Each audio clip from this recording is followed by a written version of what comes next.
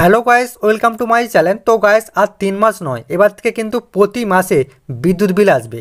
তো গাইস, কবে থেকে এই নিয়ম চালু হচ্ছে চলো আজকের ভিডিওই তোমাদেরকে জানিয়ে দিই। তো গাইস, দেখতে পাচ্ছ এখানে এটা বলা হচ্ছে এবার থেকে আর প্রতি 3 মাস অন্তর নয়, সিইএসসির মতোই প্রতি মাসে সম্পূর্ণ বিল পাঠানো হবে গ্রাহকদের রেজিস্টার মোবাইল নাম্বারে।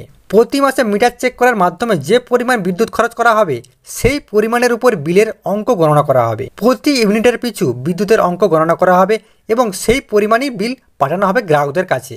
এক্ষেত্রে অবশ্য গ্রাহকদের দিক থেকেও প্রত্যেক মাসে বিলের অঙ্ক মিটিয়ে দেওয়া আবশ্যক হবে, মানে প্রতি মাসেই কিন্তু বিলটি মিটিয়ে দিতে হবে, ডিউ রাখা চলবে না। ইতিমধ্যে 2024 সালের জুলাই মাস পড়ে গিয়েছে, তাহলে কোন মাস থেকে প্রত্যেক মাসে বিল পাঠাবে গ্রাহকরা? WBSEDCL এর পক্ষ থেকে জানানো তথ্য অনুযায়ী রাজ্যবাসীর সুবিধার দিকে খেয়াল রেখে চলতি মাস থেকে এই পদক্ষেপ সারা রাজ্যে কার্যকারী হবে বলে জানা গিয়েছে।